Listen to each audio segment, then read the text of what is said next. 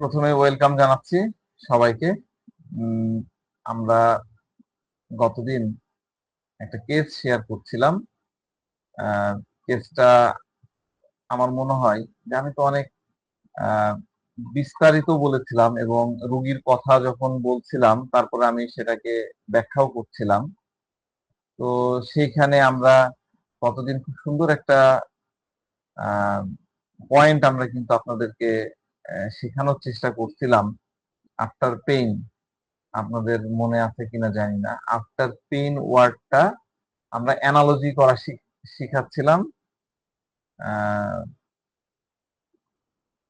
মানে কিভাবে আমরা হোমিওপ্যাথিতে আফটার পেইনকে আমাদের মাইন্ড লেভেলে অ্যানালজি করতে পারি, সাদৃশ্যতা করতে পারি, সেই বিষয়টা আমি কিন্তু আপনাদেরকে শিখাচ্ছিলাম। আমার মনে হয় আপনারা বুঝেছেন।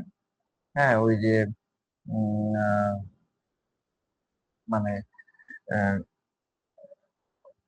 সেদিন আমরা কি কি রুব্রিক যেন নিয়েছিলাম, আমরা স্লাইডে গেলে হয়তো পেয়ে যাব। আমরা সেদিন নিয়েছিলাম হারি ইন অলওয়েজ। এটা কিন্তু খুব ইম্পর্টেন্ট একটা রুব্রিক নার্স ভূমিকার জন্য। ইমপেশেন্ট তো অনেক বড়।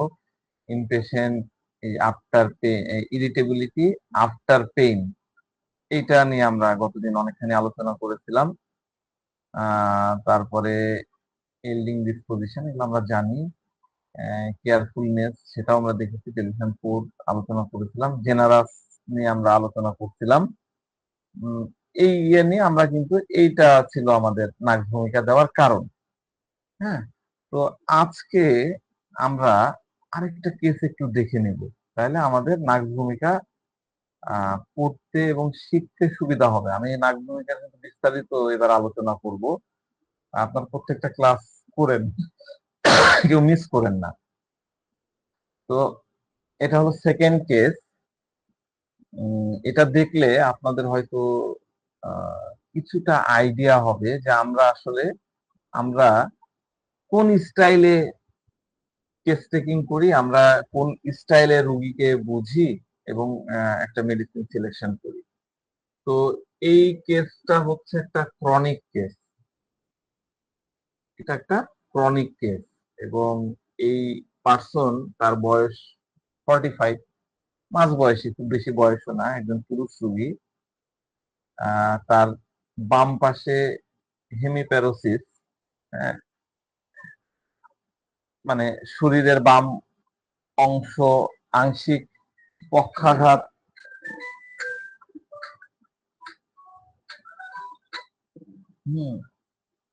পক্ষাঘাত এইরকম একটা ইয়ে ছিল, মানে প্যারালাইজড আর কি। এবং আমি এই ওয়ার্ড গুলো আজকে আপনাদেরকে শেখাবো যে আমরা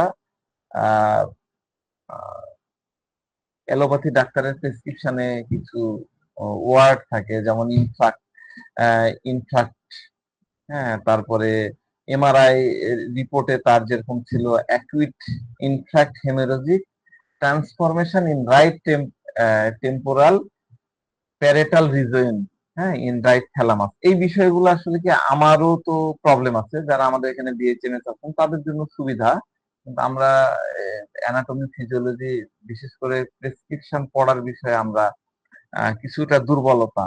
এই কারণে আমি এই কেসটা শুরুর আগে অল্প একটু এই প্যারালাইসিস নিয়ে আমি একটু আলোচনা করতে চাই। আপনারা ইচ্ছা করলে নোট নিতে পারেন। আমি স্লাইডটা ওপেন করি।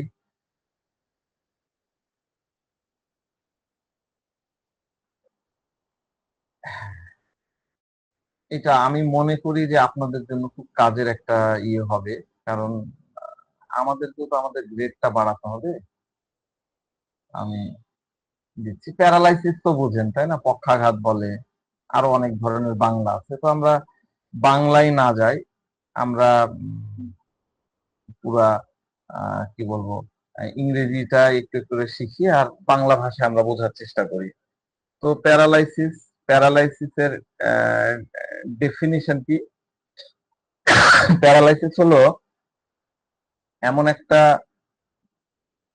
শরীরের কোন একটা অংশ বা একাধিক অংশ যেখানে মাসল পাওয়ার, মাংসপেশির যে পাওয়ার, শক্তি থাকে, সেটা সম্পূর্ণ বা আংশিক ক্ষতি হয়ে যায়, যার ফলে সেই অংশটা একদম স্বেচ্ছায় নড়াতে চড়াতে পারে না। ধরেন এটা হয়ে গেছে, এভাবে ধরে নড়াতে হচ্ছে, মানে ইনভলেন্টারি, সরি ভলেন্টারি যে মুভমেন্ট, মানে আপনার ইচ্ছা অনুযায়ী যে আপনি মুভ করবেন, হাতটা এখান থেকে এখানে নিয়ে যাবেন, এইটা করা যায় না। এটা হলো প্যারালাইসিস।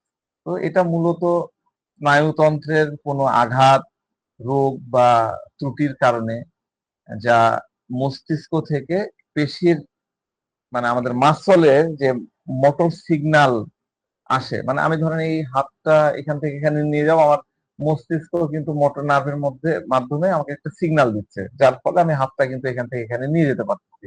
তো ওই মস্তিষ্ক সিগন্যালটাই কিন্তু এই মোটর নার্ভ এই সিগন্যালটা রিসিভ করতে পারে না, কোন একটা কারণে বাধাগ্রস্ত হয় বলেই ওইটা ওরকম হয়ে থাকে, জড়ো হয়ে থাকে। এটা হলো মূলত প্যারালাইসিস।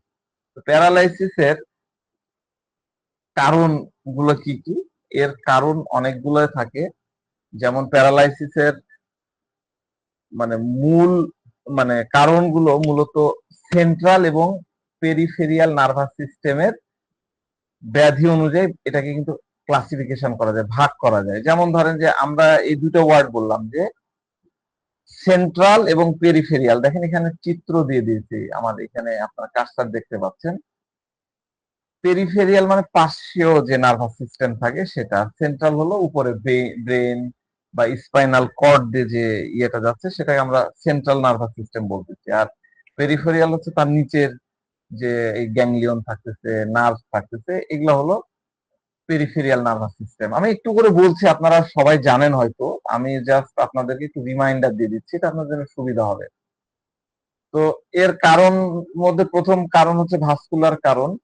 হ্যাঁ, সেরিব্রোভাস্কুলার অ্যাক্সিডেন্ট, যেটাকে সংক্ষেপে ইআরএ লেখে, আপনার প্রেসক্রিপশনে লেখে সিভিএ।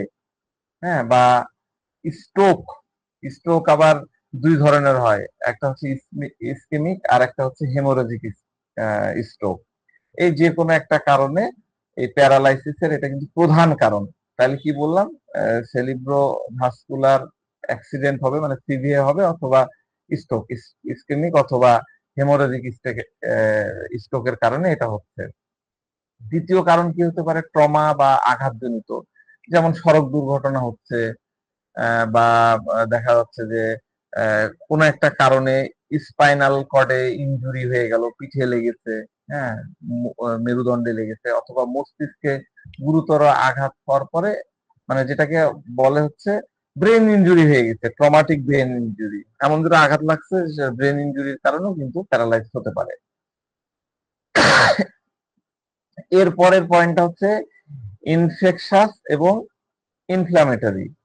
যেমন ওই যে পোলিওমাইলাইটিস, হ্যাঁ, পোলিওর কারণে হয়। তারপরে এখন খুব বেশি আসে, আমি অনেকগুলা কেস দেখেছি, জিবিএস বলে, হ্যাঁ, গুলেন ব্যারি সিনড্রোম, জিবিএস। এই হাঁটতে হাঁটতে হঠাৎ করে কলাপস হয়ে যায়, সামনের দিকে পড়ে যায়, ঢলে যায়। আমার অফিসের একজন এমপ্লয় ছিল, ইঞ্জিনিয়ার, তার এই ইয়েটা ছিল। তো জিবিএস এর তো ট্রিটমেন্ট ওই রকম নাই, অ্যালোপ্যাথিতে ওই লেভেলের ট্রিটমেন্ট নাই। তো হোমিওতে সে এখন অনেক ভালো, নর্মাল লাইফে সে কাজ কাম করতে পারতেছে। তারপর হচ্ছে ট্রানভার্স মাইলাইটিস, মেনিনজাইটিস বা এনসেফালাইটিস বা ইনকেফালাইটিস, সেটার কারণেও হতে পারে। তারপরে নিওপ্লাস্টিক বা টিউমারের টিউমার, হ্যাঁ, মস্তিষ্ক বা স্পাইনাল কর্ডে যদি টিউমার হয় বা ক্যান্সার ফরমেশন হয়, সেখান থেকেও প্যারালাইজড হতে পারে। তারপরে হচ্ছে ডিজেনারেটিভ ডিজিজ, বিভিন্ন ধরনের ডিজেনারেটিভ ডিজিজ আছে, যেমন এএলএস, মাল্টিপল স্ক্লেরোসিস, এমএস যেটাকে বলে, পার্কিনসন ডিজিজ। হ্যাঁ, এগুলা পার্কিনসন ডিজিজের অ্যাডভান্স স্টেজে কিন্তু এই প্যারালাইজ হতে পারে। আবার কিছু কিছু প্যারালাইজড পার্সন আমরা পাই যারা জন্মগত, যেমন সেরিব্রাল পালসি, আমরা সিপি পেশেন্ট বলি, ওই সিপি সেরিব্রাল পালসির কারণে হতে পারে, এটা আর কি। তারপরে টক্সিক বা মেটাবলিক কিছু বিষয় আছে, যেমন বুটিলিজম, হ্যাঁ, অর্গানো পাইরোজিন, মানে এগুলা হলো টক্সিক জিনিস যখন বডিতে যাচ্ছে। আহ, আবার দেখা যাচ্ছে যে সিভিয়ার পটাশিয়াম ডেফিসিয়েন্সি হয়ে গেল, আপনার ডিহাইড্রেশন হয়ে একদম পটাশিয়াম লেভেল একদম পড়ে গেল, যে ইলেকট্রোলাইট ইমব্যালেন্স হয়ে যায়, ওই রকম ক্ষেত্রেও কিন্তু প্যারালাইজড হয়ে যায়। এরপরে আমরা ক্লাসিফিকেশন দেখবো একটু প্যারালাইসিসের। প্যারালাইসিসকে প্রধানত দুইটি দৃষ্টিকোণ থেকে শ্রেণীবিন্যাস করা যায়, একটা হলো ক্লিনিক্যাল, আর একটা হচ্ছে ফিজিওলজিক্যাল। তো ক্লিনিক্যাল কি? ক্লিনিক্যাল ক্লাসিফিকেশন অনুযায়ী প্যারালাইসিসকে ভাগ করা হচ্ছে 6টা ভাগে। কি কি? প্রথমটা হচ্ছে এই এই এগুলো মনে রাখেন, এগুলো কিন্তু প্রেসক্রিপশনের বাম পাশে অ্যালোপ্যাথি ডাক্তাররা নোট রাখে। এগুলো যদি আপনি একটু শিখে নিতে পারেন তাহলে আপনার জন্য সুবিধা হবে সেই প্রেসক্রিপশন পড়ার। তার মধ্যে প্রথমটা হচ্ছে মনোপ্লেজিয়া। মনোপ্লেজিয়া মানে কি? দেখেন প্রথম ছবিটা দেখেন, প্রথম ছবিটাতে কি আছে? মনোপ্লেজিয়া। মনোপ্লেজিয়ায় কি আছে? শরীরের যে কোনো একটা অঙ্গ, যেমন ধরেন হাত হতে পারে, পা হতে পারে, যে কোনো একটা একটা শুধু, অন্য কোথাও নাই, শুধু একটা অংশ প্যারালাইজড হয়ে গেছে, অবশ হয়ে গেছে, নড়াতে পারছে না, সেটা হচ্ছে মনোপ্লেজিয়া। তারপর হচ্ছে হেমিপ্লেজিয়া। হেমিপ্লেজিয়া কি? এই দেখেন এখানে ছবি দিয়ে দিচ্ছি, একটা পার্শ্ব, শরীরে এক পাশ, একটা অর্ধেক, ডান পাশ আমাদের বেশিরভাগ হয়, ডান পাশ, বাম পাশ, বাম হাত পা দুটো একসাথে একটা সিরিয়ালে অবশ্যই যাচ্ছে। তো এটা সাধারণত মস্তিষ্কে হেমারেজ বা স্ট্রোক করলো বা আঘাত জাতীয় কারণে এই ধরনের এই হেমিপ্লেজিয়া দেখা যায়।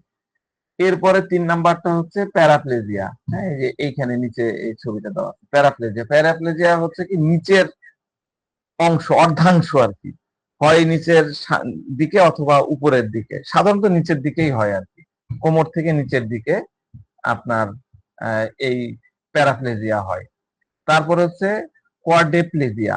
এটা হলো ঘাড় থেকে নিচের অংশ, এবং ঘাড় থেকে নিচে মানে কি 2 হাত আর 2 পা, এই 4টা অংশ একদম সম্পূর্ণ অবশ্যই যায়, মাথা এটাই হয়, কিন্তু এই অংশটাকে সে আর নড়াতে পারে না। এটা খুব কম দেখা যায়। হ্যাঁ, কোয়াড্রিপ্লেজিয়া। এটা সাধারণত জরায়ু বা ঘাড়ের অংশ, জরায়ু লিখেছে, এটা ভুল হয়েছে লেখাটা আসলে, মানে ঘাড়ের অংশ থেকে স্পাইনাল কর্ড পর্যন্ত পুরাটা ইনজুরি কারণে এটা ইয়ে হয়ে যায়।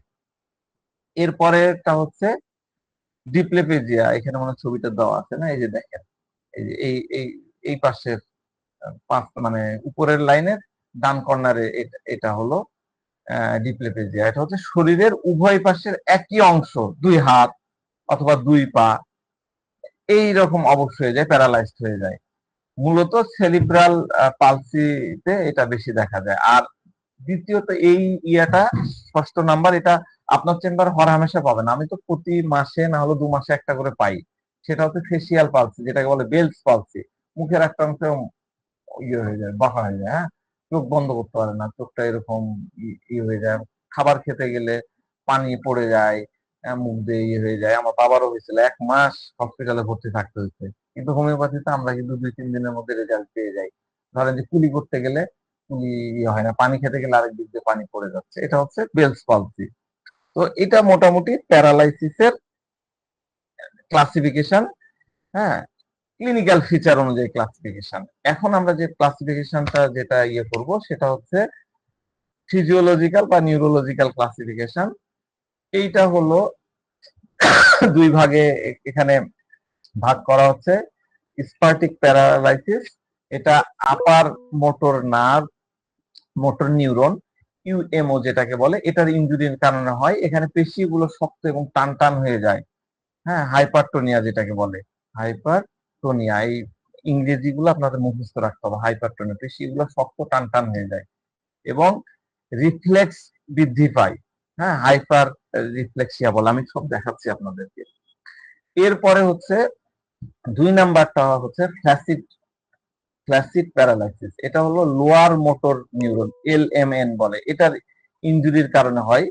তো এটাতে কি হয়, মাংসপেশিগুলো নরম, আগেরটাতে কি হতো একদম শক্ত হয়ে আসে, আর এই ফ্ল্যাসিড প্যারালাইসিসে একদম নরম হয়ে যায়, ঢিল ঢালা হয়ে যায়। হ্যাঁ, হাইপোটোনিয়া যেটাকে বলে, একদম রিফ্লেকশনটা নষ্ট হয়ে যায় এবং দ্রুত অ্যাট্রফি হয়ে যায়, মাসল গুলা শুকিয়ে যায়, মাসল ওয়েস্টেনিং যেটাকে বলে, দ্রুত মাংসপেশি গুলা শুকায় যায়। দেখেন এখানে ছবি দিয়েছি, ছবি দেখলে আপনারা স্পষ্ট বুঝতে পারবেন। তো এই পেশেন্ট গুলা, আমরা তো সাধারণত প্যাথোলজিক্যাল ইয়েগুলাতে অত গুরুত্ব দিই না, ক্লিনিক্যাল বিষয়গুলা নিয়ে। আমাদের কাছে পেশেন্টরা সাধারণত অ্যালোপ্যাথি ডাক্তার ফেস করে যখন হয় না তখন আমাদের কাছে আসে বেশিরভাগ ক্ষেত্রে। তবে আমার কাছে এটা হয় যে প্যারালাইজড হয়ে গেল, স্ট্রোক হয়ে গেল, রুগী মেডিকেলে না যেয়ে আমার চেম্বার আসে, এরকম হয় প্রতি মাসে একটা দুইটা করে আমি এরকম পাই। মেডিকেলে যায় না বললেও যাবে না, কারণ তারা ওই মেডিকেলের থেকে আমার কাছেই বেশি কমফোর্ট ফিল করে, কারণ এলাকার লোকজন হয়তো ভালো হয়েছে সেখান থেকে তারা আসছে। তো ক্লিনিক্যাল এভ্যালুয়েশনটা কি, ডিটেইল কেস টেকিং, আমাদের হিস্ট্রি নিতে হয়, প্যারালাইসিস শুরুটা কেমন ছিল, এগুলো আমি আলোচনা করব। সেটা ধীরে ধীরে হয়েছে না আঘাত পায়ে হয়েছে, অন্য কোনো ইতিহাস ছিল কিনা, ব্লাড প্রেশার, ডায়াবেটিস, এগুলো আমরা অনেক কিছু দেখি।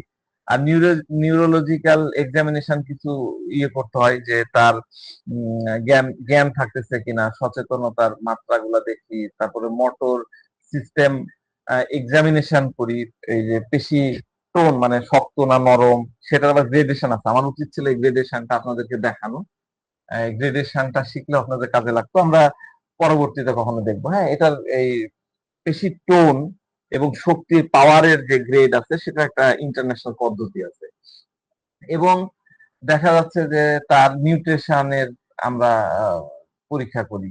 তারপর রিফ্লেকশন টেস্ট আমি আজকে দেখাবো। রিফ্লেকশন টেস্ট সুপারফিশিয়াল কিরকম, ডিপ টোন রিফ্লেকশন কিরকম, নি জার্ক মানে হাঁটু জার্ক করে, এই পরীক্ষাগুলো করা। হ্যাঁ, আমি দেখাবো একটু পরে। তারপরে হচ্ছে সেন্সর সিস্টেম এক্সামিনেশন, আপনি স্পর্শ করলেন, চিমটি কাটলেন, খোঁচা দিলেন, সেটাতে কিরকম অনুভূতি পাচ্ছে, তাপমাত্রা অনুভূতি, এগুলো নানান ধরনের পরীক্ষা কিন্তু নিউরো সার্জনরা, নিউরো মেডিসিনের লোকজন করে, এগুলো আমাদেরকে শিখতে হয়। তারপরে সার্ভিক্যাল নার্ভার নার্ভের এক্সামিনেশন, বিশেষ করে মুখের অবস্থতা, অবসন্নতা, ফেসিয়াল নার্ভ গুলা পরীক্ষা করা, এগুলা হয়। তো আমরা এই রিফ্লেকশন টেস্ট কিভাবে করে, খুব মানে ইম্পর্টেন্ট একটা জিনিস, খুবই ইজি, আমি একটু আপনাকে দেখাই। আহ, এই ভিডিওটা দেখেন, নি রিফ্লেকশন, নি জার্ক রিফ্লেকশন কিভাবে টেস্ট করে, এটা একটা আমরা দেখবো। ভিডিওটা একটু মন দিয়ে দেখি। হ্যাঁ, ভিডিওতে কিন্তু এগুলো আমি রাখবো না, কারণ দেখেন এইভাবে বাড়ি দিলে পাটা জার্ক করছে, এইভাবে পাটা নড়ছে, খেয়াল করেন। এইভাবে কিন্তু এই নি জার্ক রিফ্লেকশন দিতে হয়। এর রিফ্লেকশন আছে মানে এই জায়গাটা ওর প্যারালাইজড না। হ্যাঁ, আর আরেকটা রিফ্লেকশন দেখেন, পায়ে আমরা কিভাবে দেখি, দেখেন কিভাবে রিফ্লেকশনটা টেস্ট করে। নিচ থেকে এর কোনো ইয়ে নাই, অনুভূতি নাই, কিন্তু তার যদি অনুভূতি থাকতো পা এরকম করে নড়াতো। এটারও অনেক ব্যাখ্যা ট্যাখ্যা আছে, আমি জাস্ট আপনাদের এই পদ্ধতিগুলো দেখালাম যে এইভাবে রিফ্লেকশন টেস্ট করতে হয়। ঠিক আছে, এরপরে আমরা আসি ইনভেস্টিগেশন। কিছু টেস্ট অ্যালোপ্যাথি ডাক্তাররা দেন, যেমন সিটি স্ক্যান অফ ব্রেইন বা স্পাইন, স্ট্রোকের ধরন অনুযায়ী এই ইয়েগুলা টেস্ট গুলা দেন, এবং সেখানে আসলে সেটা মানে ডায়াগনোসিস করা সম্ভব হয় কত, মানে আপনি যদি সিটি স্ক্যান করেন খুব দ্রুত ডায়াগনোসিস করা যায়, অথবা ব্রেন এমআরআই, ব্রেন এমআরআই মানে কি বলবো, স্পাইনাল কর্ড এবং ব্রেনের যে এমআরআই, সেটা দিয়েও আমরা কিন্তু বুঝতে পারি। আমার ইলেকট্রোলাইট ডায়াগনোসিস কিছু আছে, ইলেকট্রোমায়োগ্রাফি মানে ইএমজি যেটাকে বলে, তারপরে এনসিভি, নার্ভ কন্ডিশন, ভেলোসিটি, এই টেস্ট গুলা করে মূলত জিবিএস ইয়ে করার জন্য। হ্যাঁ, সরি ফর ইন্টারাপশন, 4-5 জনের মতো বলছে যে ঢুকতে পারছে না। ঢুকতে পারবে না কেন? ওই এখানে, ও আচ্ছা আচ্ছা আচ্ছা, ঢুকতে পারছে না। ও, আজকে আমরা কাউকে ইয়ে করিনি, অ্যাডমিন বানাইনি। তোমরা দেরিতে আসো তো, এই কারণে অ্যাডমিন বানাতে ভুলে যাই। সরি স্যার, একটু বিজি ছিলাম তো অন্য কাজে, এই জন্য সরি স্যার। ঠিক আছে, আরো একজনকে বানাই, আর নাসির ভাই আছেন। আপনারা একটু যখনই ঢুকবেন আমাকে একটু মনে করাই দিন যে অ্যাডমিন বানাতে হবে, হ্যাঁ, তাহলে বানাতে পারবো। আচ্ছা, একটু মেসেজ লিখে দেন যে আবার ইনভেস্টিগেশনের বিষয়গুলো দেখলাম, যদিও আমাদের ইনভেস্টিগেশন খুব বেশি নাই, তারপরে আপনারা অনেক রুগী এসে বলে যে হ্যাঁ ডাক্তার সাহেব টেস্ট দেন, তখন আপনারা এই ইয়েগুলো দিবেন। তাছাড়া সিবিসি দিবেন, ব্লাড সুগার আছে কিনা সেটা দিবেন, সেরাম ইলেকট্রোলাইটিক যে ইয়ে আছে, হ্যাঁ, ইলেকট্রোলাইসিস সেটা দিবেন, এটা খুব ইম্পর্টেন্ট। হ্যাঁ, ইলেকট্রোলাইট ইমব্যালেন্স হলো কিনা, বিশেষ করে পটাশিয়াম লেভেল কমে গেলে বা ইয়ে হলে প্যারালাইজ হয়ে যায়, আমি একটু আগে বললাম। তারপরে আম, এই যে CSF অ্যানালাইসিস এগুলো দিতে পারেন। আচ্ছা, এরপরে আমি মূলত আপনাদেরকে পড়াতে চাচ্ছি, আমি এখন যে কেসটা নিয়ে আলোচনা করব, হেমিপ্যারোসিস। এই হেমিপ্যারোসিসের পেশেন্ট মানে তার প্রেসক্রিপশনে যে ইম্পর্টেন্ট ফিচার গুলা ছিল, ওয়ার্ড গুলা ছিল, সেগুলো আমি আসলে আপনাদেরকে একটু বলতেছি, তারপর আমি কেসের দিকে যাব। তো তার ওখানে লেখা ছিল হেমি প্যারেসিস। হেমি মানে হচ্ছে অর্ধেক, আর প্যারেসিস মানে কি পক্ষাঘাত, প্যারালাইসিস আর কি, দুর্বলতা। মানে শরীরের যে কোনো এক অংশ, বাম পাশ হতে পারে, ডান পাশ হতে পারে, তার পেশি আংশিক পক্ষাঘাত হয়ে গেছে বা চরম দুর্বল হয়ে গেছে বা কর্মক্ষমতা হ্রাস পেয়েছে, এটাকে আমরা বলছি হেমিপ্যারেসিস। তো এই হেমিপ্যারেসিসের সাথে আরেকটা খুব কাছাকাছি ওয়ার্ড আছে, সেটা হচ্ছে হেমিপ্লেজিয়া। এই দুটাকে অনেকেই গুলায় ফেলেন, এই জন্য আমি ওটার একটু পার্থক্য করেছি। সেটা হলো হেমিপ্যারেসিস হচ্ছে শরীরের এক পাশের মাংসপেশি প্যারালাইজ হয়ে যায়, উইকনেস হয়ে যায়, আংশিক দুর্বলতা থাকে, রোগী কিছুটা নড়তে পারে কিন্তু শক্তি পায় না। আর হেমিপ্লেজিয়াতে শরীরের এক পাশের মাংসপেশি পূর্ণাঙ্গ পক্ষাঘাত বা প্যারালাইজ হয়ে যায়, রোগী ওই পাশটা একবারেই নড়াতে পারে না। তাহলে হেমিপ্যারেসিসে কি হচ্ছে, আংশিক নড়াতে পারে, কিছুটা নড়াতে পারলো পারলো বা এরকম না। আর হেমিপ্লেজিয়ায় একদমই পারে না। তো এই হেমিপ্লেজিয়ার হেমিপ্যারেসিসের প্রধান কারণ হচ্ছে, হেমিপ্যারেসিস নিজে কোনো রোগ নাই, মূলত অন্য কোনো রোগের বহিঃপ্রকাশ এটা। তো এর প্রধান কারণ হলো, আমি একটু আগে ইয়ে করলাম যে স্ট্রোক, মস্তিষ্কে রক্তক্ষরণ হয়েছে, সেটা ইসকেমিক স্ট্রোক হোক বা হেমোরেজিক স্ট্রোক হোক, এটা একটা হতে পারে, মস্তিষ্কের আঘাত, তারপরে ব্রেন টিউমার, তারপরে মস্তিষ্কে ইনফেকশন, মাল্টিপল স্ক্লেরোসিস, এইরকম ইয়েগুলো হয়। আমি এর আলোচনাগুলো তো একটু আগে করলাম, এই কারণে এটা আর অত বলতেছি না। লক্ষণগুলা কি হচ্ছে, লক্ষণগুলো হলো যে শরীরের দুর্বলতার পাশাপাশি আরো কিছু লক্ষণ দেখা যায়, যেমন শরীরের এক পাশে ভারসাম্য বা ব্যালেন্স বজায় রাখতে পারে না। আমাদের এই পেশেন্টটা ছিল, আমি আলোচনা করব তখন বুঝতে পারবেন। তারপরে হাঁটা চলা করতে বা হাতের মুঠোয় কোনো জিনিস ধরতে অসুবিধা হয়, এবং আক্রান্ত মাংসপেশি শক্ত বা অবশ হয়ে যায়, কথা বলতে বা গিলতে গেলে সমস্যা হয়, শুধু স্ট্রোকের কারণে এরকম হয় আর কি। তো এটা ছিল মোটামুটি আমার ওই রোগী সংক্রান্ত আলোচনা। আমার ধারণা আপনাদের কিছু হলেও কাজে লাগবে। তো আমরা বুঝলাম, আরো কয়েকটা জিনিস একটু বলা দরকার, সেটা হলো যে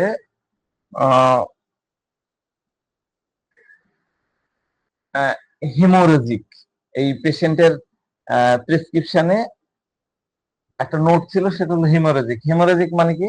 হেমোরেজিক মানে রক্তক্ষরণ, তাই না? রক্তনালী ফেটে গিয়ে রক্তক্ষরণ হয়েছে।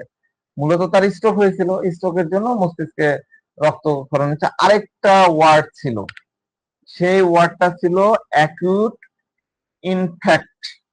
In fact, INFARCT, in fact. এটার অর্থ হলো হঠাৎ করে মস্তিষ্কের কোন অংশে যদি রক্ত চলাচল বন্ধ হয়ে যায়, ব্যাহত হয়, সেটাকে ইনফ্যাক্ট বলে। আর আমি একটু আগে বললাম যে তার রিপোর্টে এসেছিল acute infarct hemorrhagic transformation in right temporal parietal region in right thalamus. আমি এটা একটু লিখে দিই, এটা আমি একদম নোট নিয়ে নিয়েছিলাম, আমার ওখানে নোটই লেখা ছিল, আমি আপনাদের মেসেঞ্জারে এটা দিয়ে দিচ্ছি।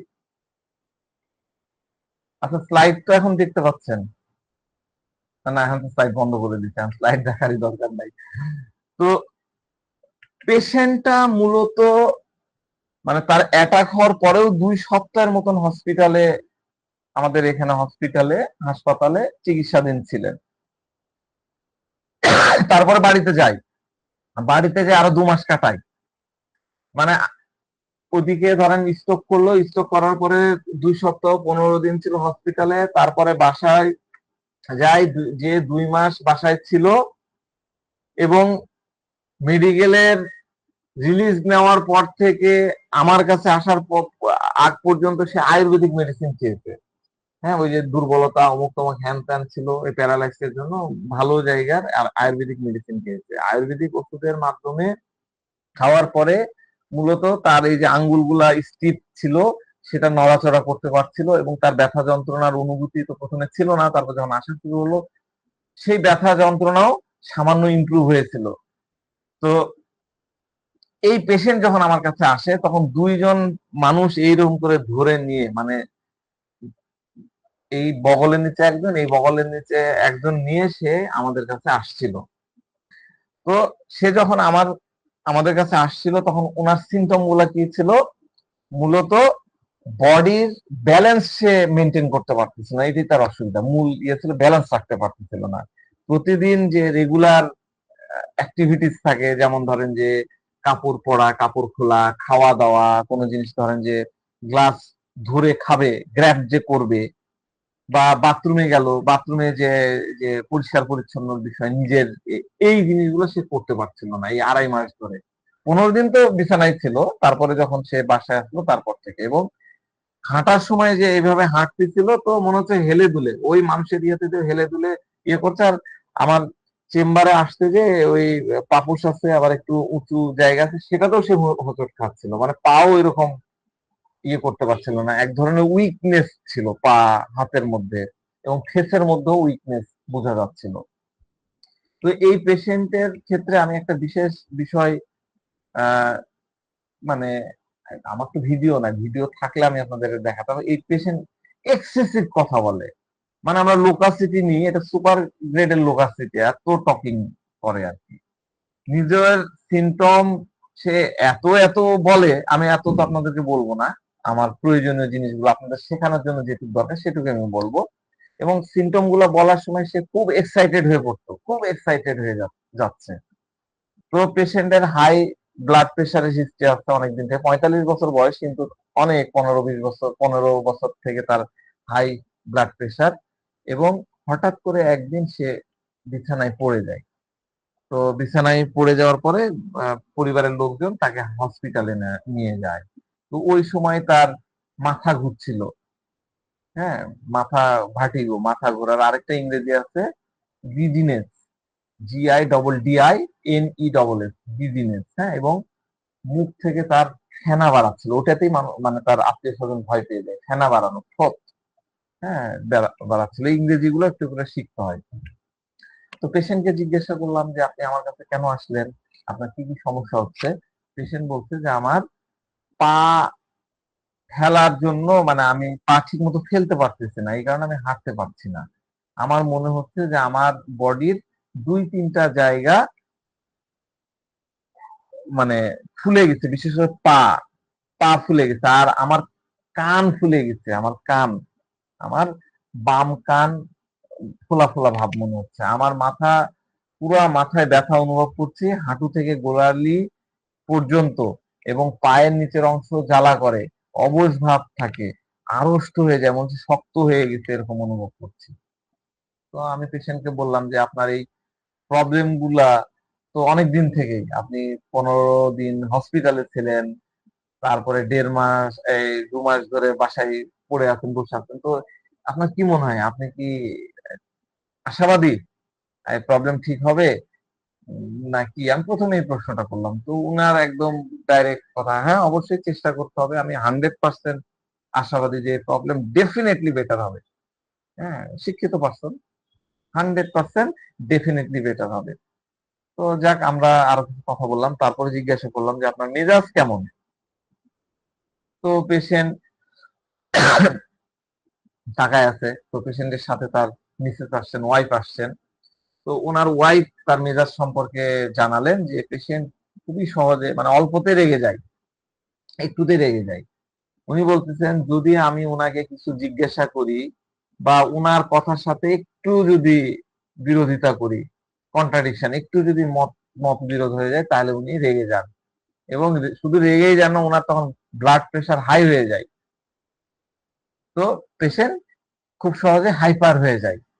তো আমি পেশেন্টের মিসেসকে জিজ্ঞাসা করলাম যে উনি রেগে যায়, আপনি কি বলেন, যে কি বলেন বা আপনি কি বিরোধিতা করেন যে উনি রেগে যায়? তখন ওনার ওয়াইফ বললেন যে সিম্পল থিং, হয়তো সে ফোনে কথা কথা বলছে, আমি তাকে জিজ্ঞাসা করলাম যে তুমি কার সাথে কথা বলছো, তুমি কার সাথে ফোনে কথা বললা, বাস। এই কথাটাই ওনার মারাত্মক রাগ চলে আসে। আমি বললাম কি ব্যাপার, আপনি রাগ করেন কেন? উনি বলছেন যে আহ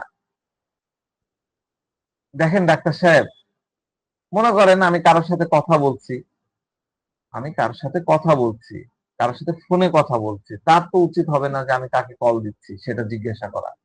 এটা তো তার কাজ না, সবকিছু তাকে খতিয়ে দেখতে হবে, এরকমটা উচিত না। তাকে জানতে হবে যে কার ফোন ছিল, সে কি কি বলছে, কি হয়েছে, এটা তার জানার দরকার নেই। এইগুলা আমার এই বিষয়গুলা নিয়ে মানে দেখেন পেশেন্ট কত সুন্দর কথা বলতেছে, উনি বলতেছেন যে আমার এই বিষয়গুলা নিয়ে যেন তার একটা রীতিমতো পোস্টমর্টেম করার অভ্যাস তৈরি হয়ে গেছে। কয়টা পেশেন্ট আপনাকে ইউজ করে পোস্টমর্টেম ওয়ার্ডটা? এই পেশেন্ট বলতেছে যেন পোস্টমর্টেম করার অভ্যাস তৈরি হয়ে গেছে। হ্যাঁ, যেখানে তো তার আসলে কিছু দরকার নাই, তার তো কিছু করার প্রয়োজন নাই, ওর তো ওগুলা নিয়ে ঘাটাঘাটি করবে, এটা কেন করবে? এটাতে আমার রাগ হয়ে যায়। তো আমি ওনাকে বললাম যে আপনার এই যে রাগ, এই যে হচ্ছে, উনি আপনাকে জিজ্ঞাসা করলে, এটা কি আপনি এই প্যারালাইজ, মানে আপনার এই অসুখ হওয়ার আগেও কি আপনার হতো, নাকি হওয়ার পরে বেশি হচ্ছে?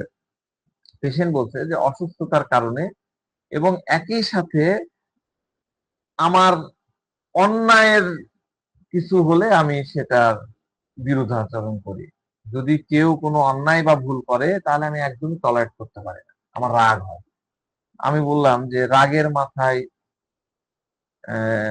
মানে যে ভুল করছে বা অন্যায় করছে, তখন আপনি কি রিয়াকশন দেখেন, আপনি কি করেন, রেগে গেলে আপনি কি করেন? তখন পেশেন্ট বলছে আমি আমার যুক্তি বা বক্তব্য একদম স্পষ্ট করে জানাই দিই, কিন্তু কোনো মারামারি বা ঝগড়ায় জড়াই না। যেমন ধরেন আজকেই ধরেন, মানে পেশেন্ট বলছে যে আজকেই ধরেন আমি আপনার চেম্বার আসার জন্য একটা অটো রিক্সা ভাড়া করলাম। তো রিক্সাওয়ালাকে বললাম বাটার মোড়ে যাবা? বলে হ্যাঁ যাবো। চেনো ঠিক মতো? হ্যাঁ চিনি। কত টাকা নিবা? বলে এত টাকা। এবার রিক্সাওয়ালা করলো কি, সে দুনিয়ার রাস্তা ঘুরায়, একই রাস্তা দুবার করে ঘুরায় আপনার এখানে এসে আমাকে নামালো। নামায় আমাকে বললো যে ভাড়া বাড়াতে হবে, আমি অনেক ঘুরে আসছি, আপনাকে ডবল ডবল টাকা দিতে হবে। তো এই একই রাস্তায় সে আমাকে বারবার ঘুরাচ্ছে। আর এখন আপনি মনে হয় খেয়াল করছেন, আপনাকে আমি ২-৩ বার ফোন দিয়েছিলাম যে কোন দিক থেকে কোন দিকে যেতে হবে। তো ও তো রাজশাহী শহরের রিক্সাওয়ালা, আমি তো একটু সাইডে থাকি, ওর তো জানা উচিত যে বাটার মোড় কোন জায়গায়, অ্যাড্রেসটা জানা উচিত। তো এটাতে আমার প্রচন্ড রাগ চলে আসছে। আমার মনে হচ্ছিল যে রিক্সাওয়ালা আমাকে বোকা বানাচ্ছে, আমার সাথে আমাকে চিট করছে। তো ভুল তো তারই। এতদিন ধরে সে রাজশাহী শহরে রিক্সা চালায় আর সে জায়গা চিনে না, আর এখন অনেকবার ঘুরে আমার কাছে এক্সট্রা টাকা চাচ্ছে। তো স্যার এই বিষয়টা নিয়ে আমার খুব রাগ হচ্ছিল যে সে আমার সাথে অন্যায় করলো। তো আমি জিজ্ঞাসা করলাম যে আপনার কাজ কামের বিষয়ে আপনার মেন্টালিটি কেমন, মানসিকতা কেমন থাকে? উনি বলছেন যে কাজের ব্যাপারে আমার টেন্ডেন্সি একদম কাজটা খুব পারফেক্টলি হতে হবে, খুব নিট অ্যান্ড ক্লিন উপায়ে হতে হবে, কাজের পেছনে একদম জান লাগিয়ে দিতে আমি রাজি, কাজটা খুব ভালো হওয়া চাই। আগের পেশেন্টও কিন্তু জান লাগিয়ে দেওয়ার কথা বলছিল, আপনাদের মনে মনে আছে? হ্যাঁ, এই পেশেন্টও কিন্তু ওরকমই কথা বলে যে কাজ মানে আমার জান, আমাকে জান লাগিয়ে দিয়ে কাজ করতে হবে, কাজটা ভালো হওয়া চাই। জাস্ট এতটুকু আমার কাজ, কিন্তু কেস শেষ। আমি আর কোনো কোনো কথাই বলিনি। কিছু কথা তো বলতে হয়, খাওয়া দাওয়া রুচি কেমন, ঘুম ঠিক মতো হয় কিনা, টয়লেট কেমন, এগুলো আমরা কিন্তু টাইম পাসের কথা বলি। আমি আপনাদের সাথে টাইম পাস করতে চাই না বলে ওই পোর্শন গুলা হটাই দিলাম। তো যাক, রুগীকে নার্স ভূমিকার ৬ দিয়ে পাঠাই দিলাম। হুম। না, আমি 30 দিতে চেয়েছিলাম, 6ই দিলাম সম্ভবত ওইবার। তো পেশেন্ট দ্বিতীয়বার যখন আসলো, প্রথমবার আসলো কিভাবে বললাম আমি, আপনাদের মনে আছে? 2 জন আসছিল সাথে করে, এরকম করে ঘাড়ে হাত দিয়ে 2 জন তাকে ধরে নিয়ে আসছিল। তো সেকেন্ড বার সে যখন আসলো, তখন সে একটা লাঠি নিয়ে আসছে, একটা লাঠির সাপোর্ট নিয়ে আসলো চেম্বারে। তো সে এটা আসছিল কিন্তু ওষুধ খাওয়ার 5 দিন পরে। হুম 5 দিন আগে সে আসলো হলো 2 জনের ঘাড়ে হাত দিয়ে, এবং 5 দিন পরে সে একদম প্রায় নর্মাল হয়ে আসলো।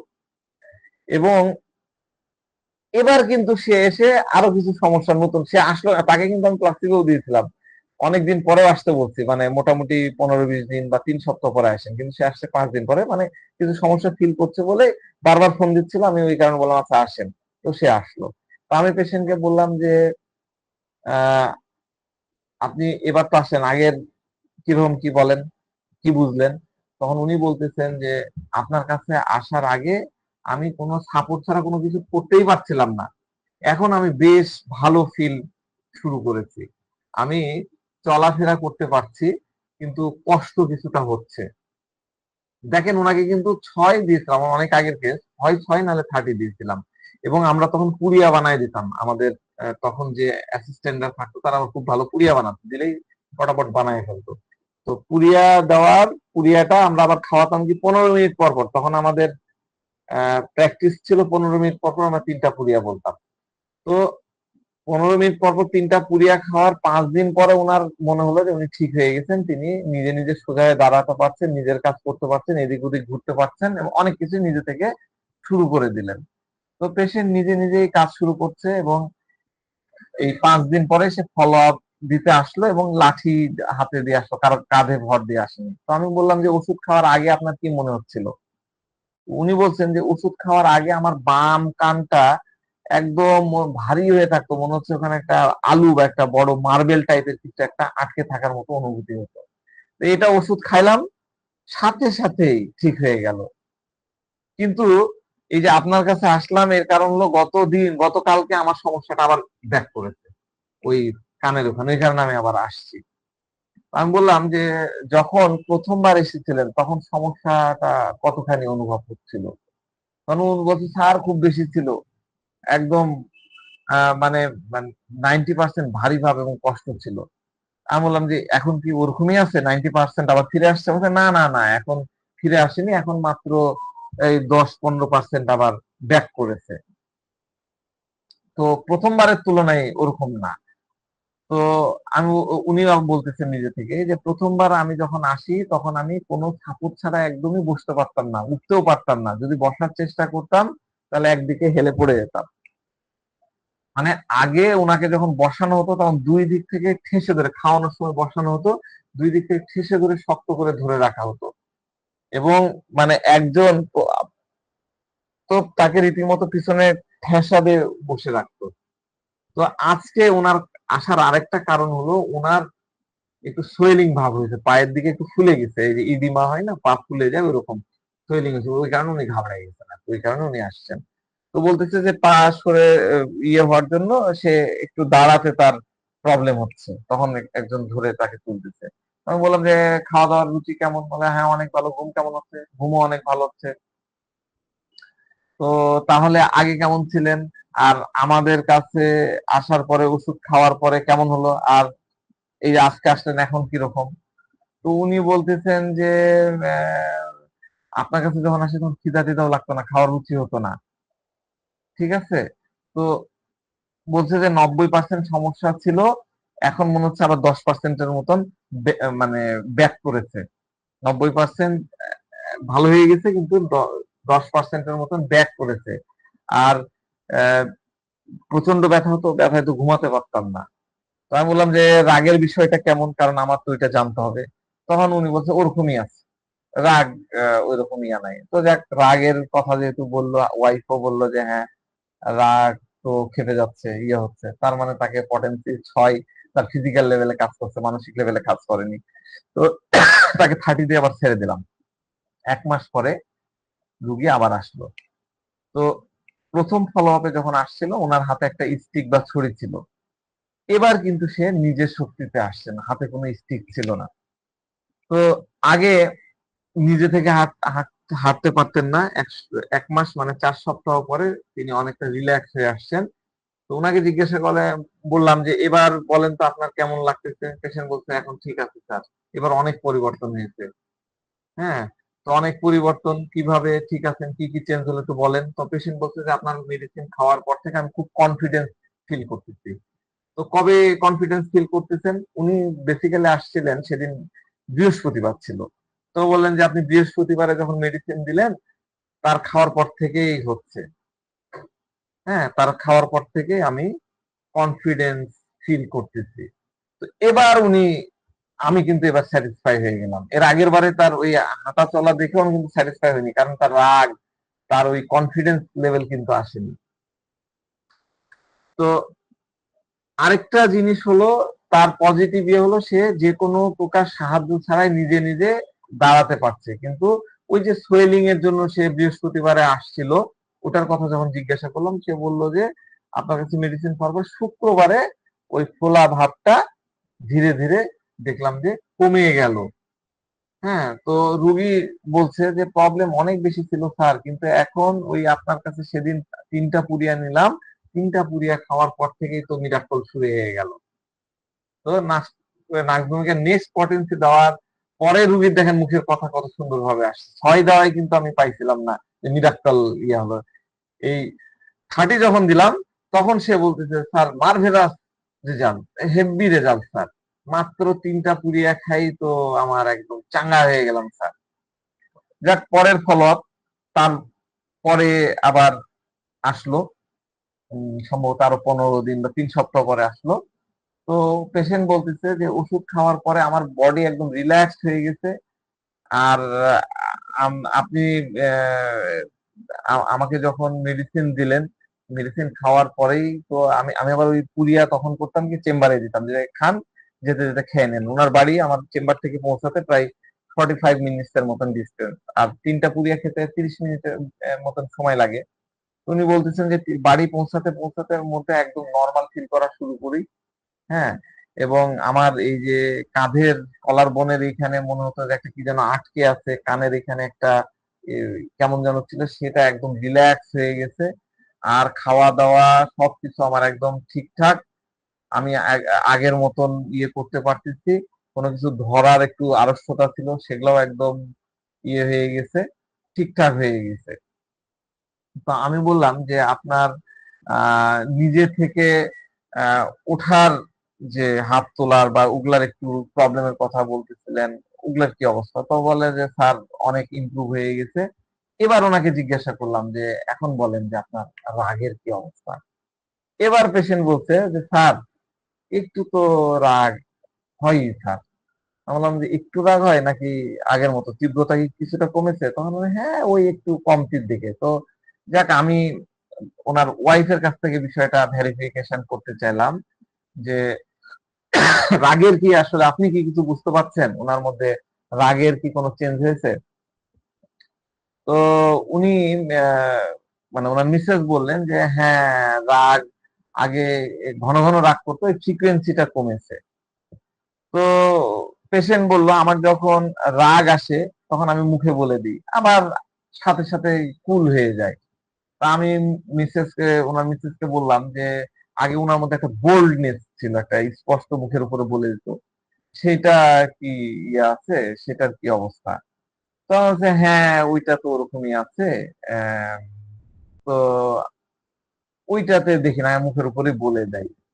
তো আমরা দেখছি যে তার ফিজিক্যাল রিকভারি কিন্তু হচ্ছে, কিন্তু মাইন্ডের মধ্যে তার রিকভারির জায়গাটা এখনো আমার কাছে ওইরকম মনে হয়নি, যে বোল্ডনেস ইয়েগুলা, রাগ। ওয়াইফ কিন্তু বলেনি যে আর রাখতেছে না, বলতেছে হ্যাঁ ফ্রিকোয়েন্সিটা কমছে।